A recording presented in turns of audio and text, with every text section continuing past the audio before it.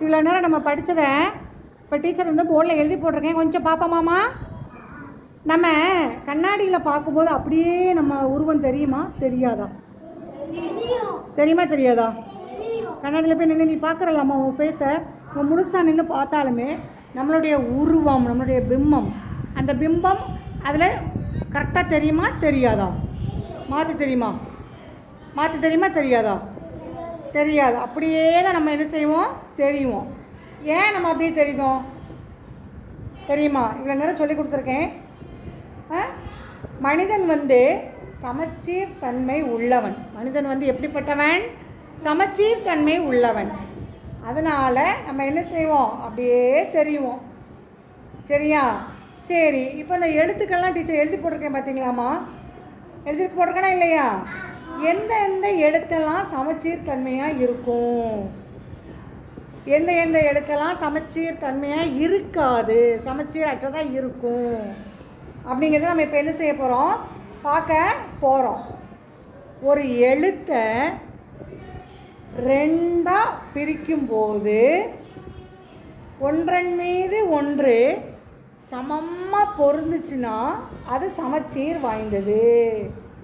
சமமாக பொருந்தலைன்னா அது சமச்சீர் வாய்ந்தது இல்லை.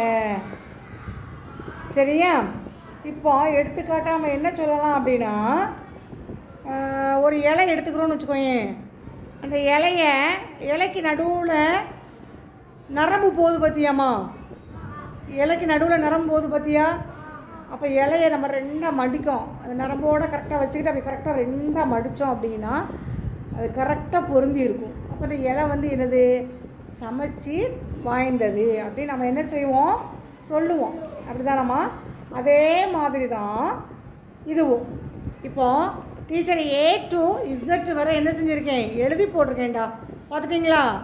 அதில் பாரு, எதெல்லாம் சமச்சீர் கரெக்டாக அந்த எழுத்துக்கு மேலே எழுத்து எதெல்லாம் பொருந்துது அதுதான் சமச்சீர் வாய்ந்தது. மற்ற எல்லாமே சமச்சீர் வாய்ந்ததே கிடையாது.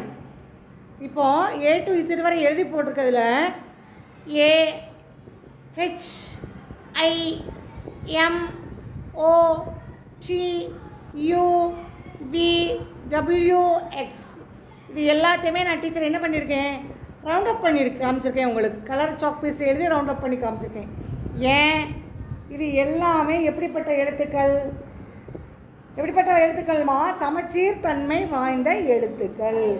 இதை நம்ம கண்ணாடியில் பார்க்கும்போது அப்படி மாறாமல் தெரியும். மற்ற எழுத்துக்கள்லாம் சமச்சீர் தன்மை வாய்ந்தது கிடையாது, சமச்சீர் தன்மை அற்றது. எதெல்லாம் பாரு? பி அதெல்லாம் டைரக்ஷன் மாறி இருக்காமா? மாறியிருக்கா மாறலையா? கண்ணாடியில் பார்க்க இந்த பிம்பம் அப்படி தான் தெரியும். C D E F G J K L N P Q R S Y Z இது எல்லாமே என்னது? கண்ணாடியில் பார்க்கும்போது இந்த மாதிரி தான் இந்த பிம்பங்கள்லாம் என்ன செய்யும்? தெரியும். சமச்சீர் தன்மை வாய்ந்ததான் எப்படி இருக்கும்? கண்ணாடியில் பார்க்கும்போது அந்த பிம்பம் கரெக்டாக தெரியும். இப்போ வந்து நம்ம என்ன செஞ்சுருக்கோம்? இந்த லெட்டர்ஸ் மட்டும் நான் டீச்சர் போட்டு காமிச்சிருக்கேன். இந்த அட்டவணையை நீ எழுதி வச்சுக்கிட்டு நாளைக்கு ஒரு 10 வேர்ட்ஸ் கொடுப்பேன். அந்த வேர்ட்ஸை எப்படி கண்ணாடியில் காமிச்சு நீ எழுதிட்டு வரணும். எப்படி வருதுன்னு பார்த்துட்டு நோட்டில் என்ன செஞ்சுட்டு வரணும்? நாளைக்கு வரையில் எழுதிட்டு வரணும். இப்போ 10 வேர்ட்ஸ் எழுதி போடுவேன்.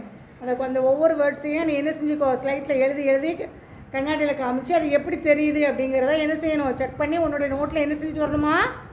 எழுதி வரணும். 10 வார்த்தை எழுதி போடலாமா?